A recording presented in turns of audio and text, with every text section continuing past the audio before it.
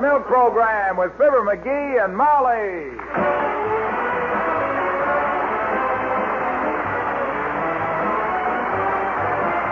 The first evaporated milk, Pet Milk, presents Fibber McGee and Molly, transcribed with Bill Thompson, Arthur Q. Bryan, Tyler McVeigh, Kay Lavelle, Norman Field, and me, Harlow Wilcox. The show is written by Don Quinn and Phil Leslie and directed by Max Hutto, with music by the King's Men and Billy Mills Orchestra.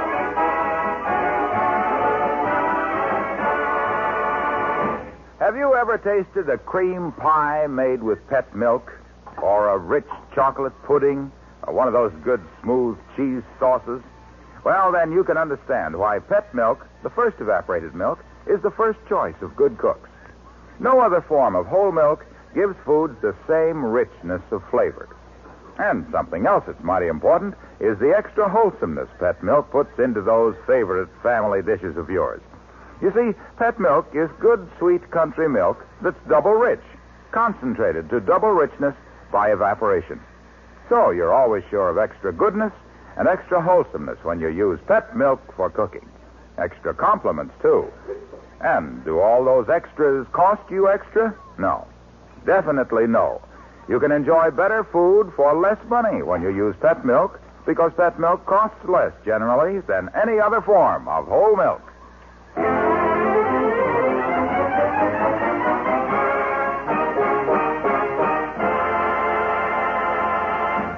Dear Mary Margaret McBride, how can a wife talk over the top or around the sides of a morning paper behind which her husband has disappeared at breakfast? Like at 79 Wistful Vista with Fibber McGee and Molly.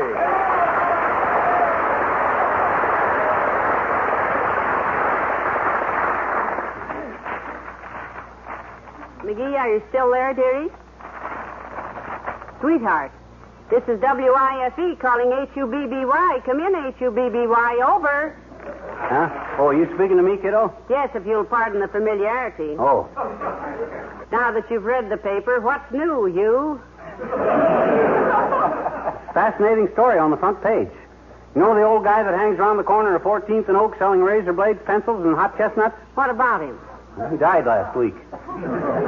99 years old. Oh. No family, no friends. And $50,000 sewed into the lining of his ragged old overcoat. Impossible. What's impossible? To have $50,000 and no friends? Nobody knew he had it. He lived all alone in a piano box back in the alley. He was a hermit. Hermit.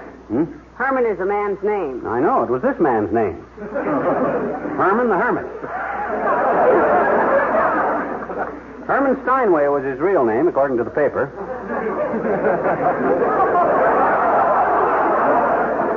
Come from a wealthy musical family. He was the black sheep. They cut him off with $1 in an old piano box. Well, if he'd have been more upright, he might have had $1,000. That's my girl. If they fit, dig them up and use them again. Anyway, you know what this ragged Herman done with the $50,000? What? He made a will, leaving it to a guy he didn't even know. No. A perfect stranger. Because the guy had felt sorry for him in his ragged overcoat and offered him his own. A good Somalian.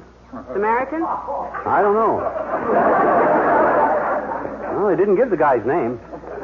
Well, if he was a stranger, how'd he know to whom to leave it? Well, the lawyer that prohibited the will found him. You know, for a contingent fee, a lawyer can find a celluloid collar in a hot volcano. Anyway, the lawyer that prohibited the will... Probated, dearie. Yeah, but imagine $50,000 because he done the old guy a good deed. You know what I think I'll do? I think I'll prowl around town today and be nice to strangers. Oh? Mm-hmm. You never know. I might just happen to do some ragged guy a favor. Well, just out of the goodness of my heart with no mercenary motives whatsoever. Except to be sweet to people and have the guy leave me a stack of El Foldo in his last will and tenement. Want to come with me? Dearie, I wouldn't miss it for a gold mine with H.O. Pinza working as foreman. Wait till I clear up these dishes and I'll be right with you. Okay. I think I'll wear a bow tie. I always feel more naive and lovable with a bow tie. And if some rich Herman should have... Now, who do you suppose that is? I don't know, but I hope he's in trouble. so I can do him a good deed, a favor. Come in. Oh, hello, Mr. Oldtimer. Hello, daughter. Hello, Johnny.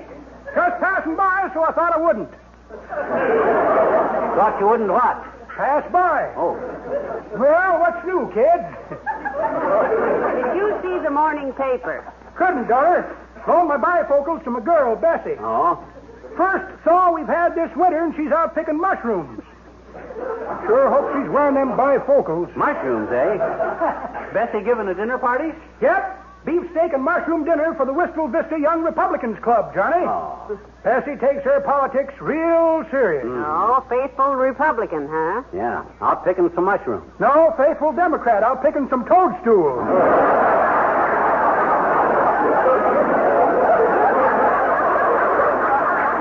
well. Hi, daughter, what's in the morning paper? You remember the old buzzard that hung around 14th and Oak selling pencils and razor blades and hot chestnuts? Old Herman the Hermit? Yep. Hope you didn't get stung with any of his razor blades, boy. With them things, you couldn't carve past the cheese on your ravioli. I think Herman makes them himself out of tinfoil. Why, Jask. Well, he died last week, and he left $50,000 to some person who had been nice to him. Yeah, a perfect stranger, too. Imagine that. Yes, Johnny, I can't imagine that. To be nice to Herman, you'd have to be a stranger. Stingy old coot. I'm a fairly slow man with $1 myself, but Herman made me look like an intoxicated gunner's mate in Paris on payday. In fact, I'm kind of a miser myself, kids. That's all. I got a little stashed away. Well, good for you. Yeah, you have? Well, you just hang on to that dough and leave it to somebody that's always been nice to you. Somebody that you could always feel free to drop in on. Anytime. For a cup of coffee. Or any old thing. Here, have a cigar. Real friends. People that like you for what you are instead of for what you got. More coffee, fella? No, thanks, Johnny. But you're sweet. Let me do you a favor, old-timer. Forget you told me about having all that dough hid away. Let me do something for you. My gosh, with me being your closest and best friend, I'm... Well, all right, boy. You can do something. Why, sure, you betcha. Anything at all. My gosh, what can I do? You got a good warm overcoat? Take mine. Gee whiz, I got an old Macintosh I can wear. Don't look good and it freezes my knees, but if you need my overcoat, boy... Oh, no, Johnny. Thanks. All I want you to do for me is, well, can I leave my money here with you where it'll be safe? It's my life savings and... Well, you certainly may. You certainly may, and we'll take mighty good care of it. How much you want the receipt for, old-timer? This piece of paper big enough? Oh, sure. Now, wait a minute. I got it sewed into the lining of my coat here. Oh, boy. Can I help you, Mr. Oldtimer? Oh, no, thanks, daughter. I got it. There we are. Oh, boy. Yep. It's all here. $37. Much obliged to you, kids. You're real kind to old folks. Bye now. Come on.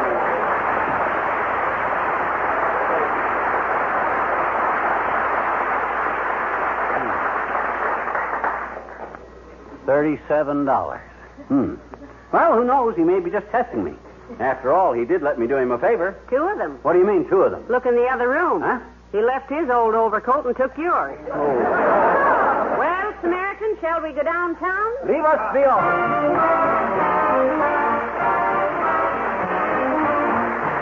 Billy Mills in the orchestra, and by heck.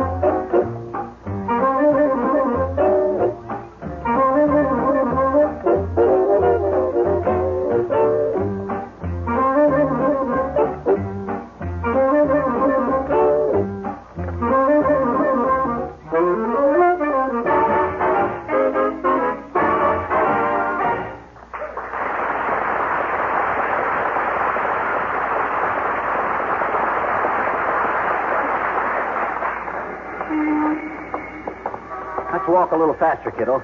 My legs are cold. Yes, I can see why they would be. That's an unethical Mackinaw. Yeah. It hits you below the belt. But if we walk too fast, you won't find anybody in trouble to do a good deed Oh, for. I'll find somebody then. Hey, look. Look, a guy lying on the sidewalk up ahead there. Oh? Why, he's fainted. Oh, come on. Look at how shabby he is. Yeah? Another Herman, I bet you. Poor old guy. Probably fainted from lack of hunger. Ain't this wonderful? I'll give him artificial perspiration. Yeah, but McGee now, maybe you shouldn't... Here, hold my hat. This calls for a cool head. Now, let me see. I can remember my Boy Scout training. Oh, yeah. Straddle the recumbent body. Press the hands firmly against lower ribs. One. Hey, what's that? Get off my back, you rum-dum. What do you think you're doing? Let me up. Now, take it easy, boy. Take it easy. You'll be all right. You're among a friend. What happened, sir? Did you faint? Are you hungry? No, I'm not hungry, and I didn't faint. I am J. Merrill Moffat, president of the Wistful Vista Building and Loan Company, and I dropped my wristwatch down this sidewalk grating. Oh, dear. Well, come on, McGee. Oh, sorry, Moffat, old man. Just trying to do a good turn. I hold no grudge.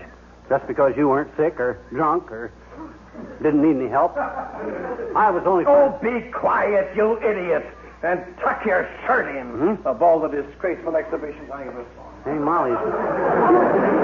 My shirt sticking out? No, dearie, it's the Mackinaw. Oh. It's so short he thought it was your shirt. Natural mistake, though. Well, at least I give the old college try, kiddo. What if that guy had fainted? Well, he'd have never forgotten what I'd done for him. Might have left me all his stock in the building and loan. So I ain't discouraged. I'll keep trying. Oh, hi, Doc. Oh, Dr. Gamble. Hello, Doctor. Hello there, my dear. And good morning to you, too, Bubblehead. Where'd you get the small caliber jacket? Steal it out of the third grade cloakroom at the schoolhouse? Doctor, I refuse to be insulted. I've took up a new hobby. I'm a good Simoleon. Samaritan. I go around and give everybody a helping hand, irregardless of race, creed, religion, or how much dough they got stashed away. All I want to do is to be nice to people. A friend of man, woman, and beast. And speaking of beasts, is there any favor I can do for you today? Son, you have more weird poses than a model in an itchy bathing suit. So now you're a good Samaritan. Yep. What's his angle, Molly? Well, Doctor, in the paper this morning. Oh, I see. Herman the Hermit. Yeah. Left $50,000 to a friendly stranger. Yeah. So now little Chiselfinger is bouncing about, being helpful, hoping he can save a ragged but grateful millionaire whose brakes have failed on his wheelchair. Oh, brother. How optimistic can you get, Wobblebrain? Well, he's not doing this for mere money, Doctor. He says. He just wants to be friendly to everybody, particularly everybody who has no other friends or relatives to inherit their money. You betcha. My gosh, anybody think I was simply out to make enough impression on some ragged hermit that he'd leave me his dough? Aren't you? Sure, but it's kind of a nasty thing to think of, mister. You sure I can't do you any good turns, Ducky? Just any little thing, Doctor, like shaking down your thermometer or one of your wealthier patients. No, but I will say this, McGee. Your attitude has impressed me so much. Thank you, Doctor. And your sincerity is so obviously, well, I'm making out my will this afternoon, and I'm going to leave you... What are you going to leave me, Doc? Standing here.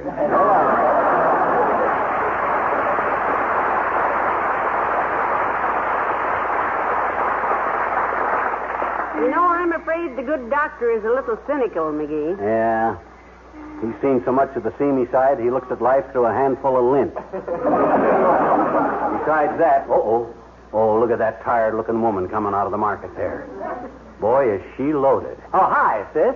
Let me help you carry that stuff. No, thank you. I can handle them. I'm only going to my car. Oh, come on. I want to do it. I like to do people favors. Well, do me one and get lost. I don't need any help. Oh, sure you do. My gosh, all them groceries? Here, I'll take this big sack here and I'll put... Dear old heavenly days. Here, let me help pick these things up. Thanks, but how can you pick up a puddle of milk? If it hadn't been for this clumsy oaf here. Yes, you, butterfingers. Oh, now look, sis, I'm sorry. I was only trying to help somebody.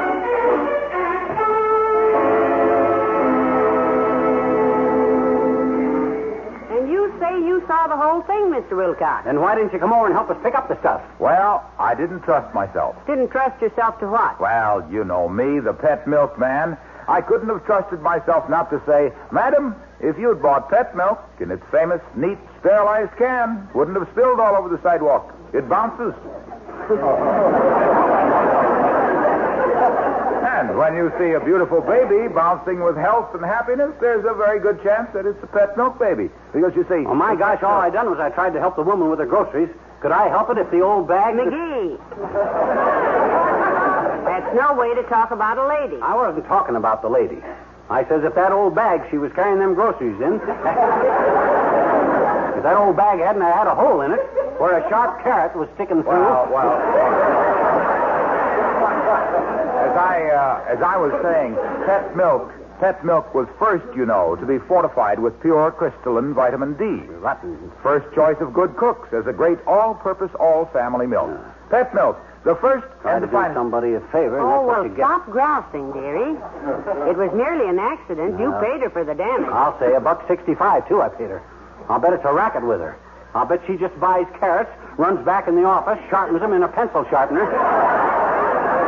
So they'll be sharp enough to punch a hole in the grocery bag and then waits for a big-hearted dimwit like me to come along and... Oh, hey, Junior. Yes, pal. Hey, may I finish first? Oh, pray do. Thank you. You see, pet milk is good, sweet country milk, concentrated to double richness, to serve equally well as milk, coffee cream, and even for whipping. There we go. Available at food stores everywhere, by the can or by the case. Now, yes, pal? You sure you're through? Mm-hmm. You only been pitching in there for 7 innings. Oh, well, the rest can wait till next week. What's on your mind? I'd like to ask your advice. As an older man, you maybe Oh, can now, tell... wait a minute. Older man. Why, you'd worn out 3 razors before I finished reading The 3 Bears. Don't give me that older man business, Gramps. Well, Older man. yeah, well, then let us say as a more experienced, Well, all right. more sophisticated, more educated, more thoughtful... More baloney, anyone, while we're slicing it? All right, get on with it. What advice do you want? Well, if you was me... Oh, no. Oh, no, please. Stop. What a horrible thought. Oh, I'm sorry, pal. If I were you... Yes. Oh, no. Let me out of here. I'll see you later, Molly. Huh? Oh, think of me being hit. Oh, no.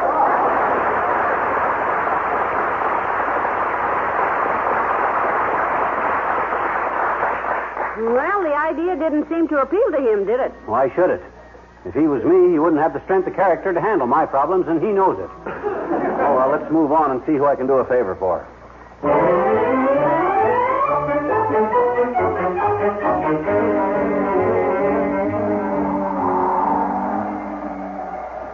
Getting a little McGee, isn't it, Wendy? Huh? Getting a little windy, isn't it, McGee? Yeah. Me with a short Macintaw on, too. It's warm enough, what there is of it, but I feel like I was in a hot bathroom standing up to my hips in a tub of cold water. Hey, look. At what? At that newsstand. The papers are all going to blow away. Some ragged little newsboy's going to lose his day's profit. Well, I don't see him anywhere. If we only had a small anchor or flat iron or something to hold the papers down with. Hey, there's a big rock. I'll get that. Where? Oh, no, McGee, don't take that. Eh? That's... It's okay, kiddo. It was under the back wheel of that truck. Sure, my gosh, you might have backed right over it without seeing it.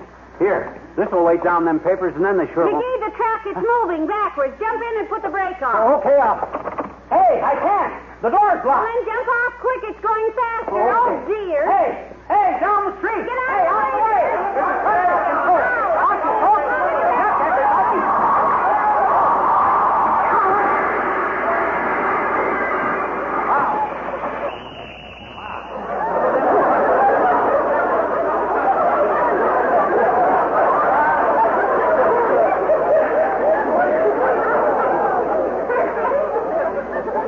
Heavenly days, right through the window of Kramer's drugstore. That's the first interesting window display Kramer's had in 5 years. Well, come on, kiddo. At least we saved the kids' newspaper.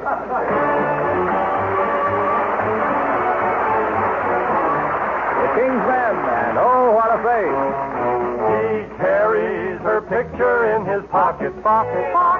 Was taken the day he went to sea. He carries her picture in his locket. Oh, she is as ugly as can be. Oh, what a face. It's a disgrace to be showing it in any public place.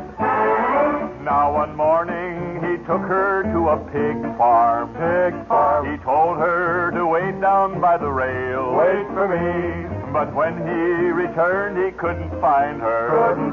'Cause the farmer had put her up for sale. Oh, what a face. It's a disgrace. A big disgrace to be showing it in any public place. Oh, what a face. To the zoo she went one day to seek some comfort. Determined to stand for no abuse. But as she entered, people all went crazy. Crazy, 'cause they all thought a beast had broken loose. Oh, what a face. It's a disgrace. A big disgrace to be showing it in any public place. No public place. And now she no longer is among us. She's gone. You may think that death would end the curse. Not so. For there around the grave where she is lying. The daisies all have faces just like her. Oh, what a face. It's a disgrace. A big disgrace to be showing it in any public place. What a face.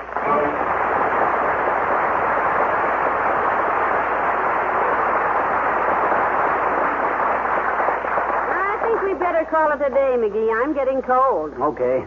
Let's walk once more around the reservoir and hit for home. Well, good. Anyway, I'm beginning to believe that you can't go out and deliberately make somebody leave you all their money just because you did them a favor. Yeah. I think it just has to happen. Well, that's the wrong attitude, kiddo. I always said...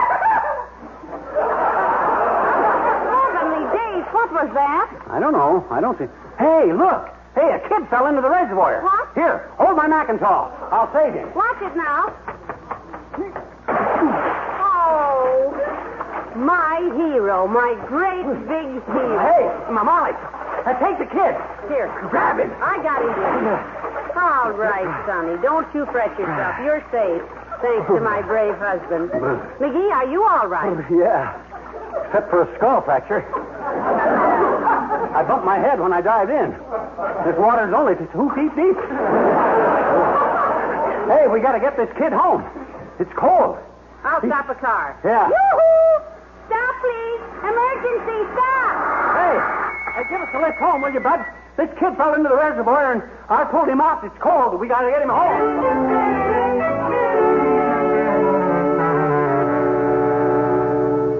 Are you still chilled, dearie? Want another blanket and another hot buttered root beer? No. Oh, I'm fine now, thanks.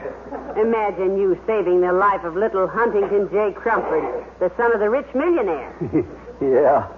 And think what his father, the Huntington J. Crumford, will do when he gets home from the office and they tell him who saved his little boy. Yeah.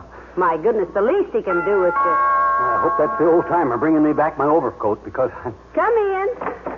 Good evening, madam. I am Huntington J. Crumford. Oh, how do you do? I'm sure, Mr. Crumford. This is my husband, Mr. McGee, the hero who saved your little boy. Yeah. What do you mean, save my little boy? Hero my elbow. That kid is the junior swimming champion of the state. And that water was only 2 feet deep. Yeah, but... And besides that, he lives just across the street from the reservoir, and you had to ride him around in a car for 20 minutes before you took him home. Well, he was laughing so hard at my husband's chattering teeth that he couldn't tell us where he lived. Anyway... Well, after this, mind your own business. Huh? He's always falling into the reservoir. Wasn't bad enough you had to spoil his fun, you also made him lose his sailboat.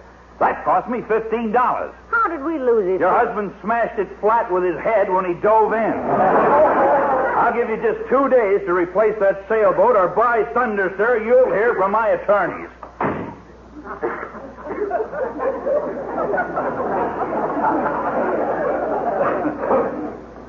You know something? What? I just had a thought. Who was it that had the $50,000 in the first place? The kind stranger? No. The ragged hermit. That's who had it. Here, sew this $5 into the lining of my Macintosh and leave room for more. I started on the wrong end of this racket.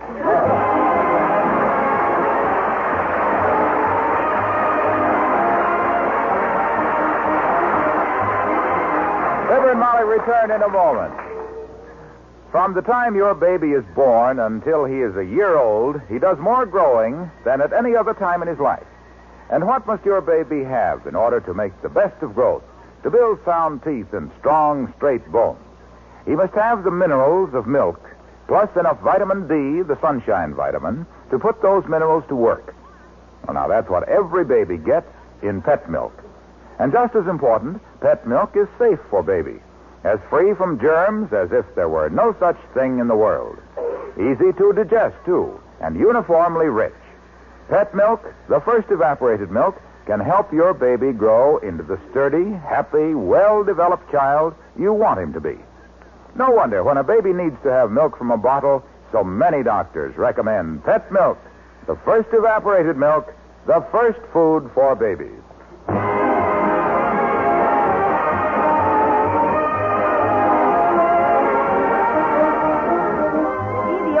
Was here a few minutes ago, and he brought back your overcoat. Oh, thanks.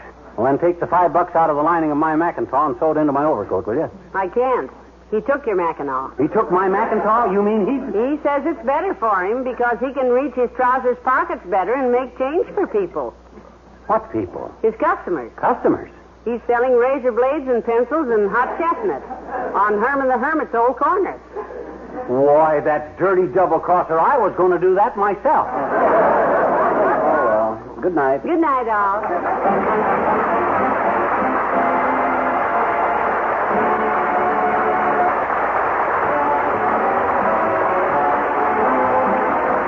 The first evaporated milk, pet milk, brings you Fibber McGee and Molly each week at this time. Be with us again next Tuesday night, won't you?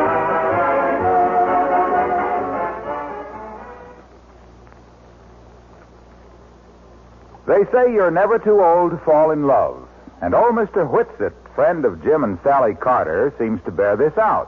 What happens when someone sets her cap for the old gentleman, you'll hear next Saturday morning in the amusing Story of the Week on Pet Milk's Mary Lee Taylor program.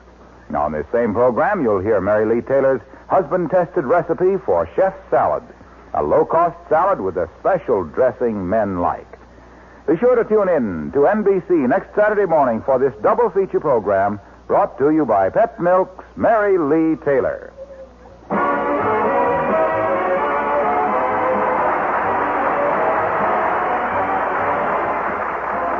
Proceeding was transcribed. Hear about a medicine racket in Big Town next on NBC.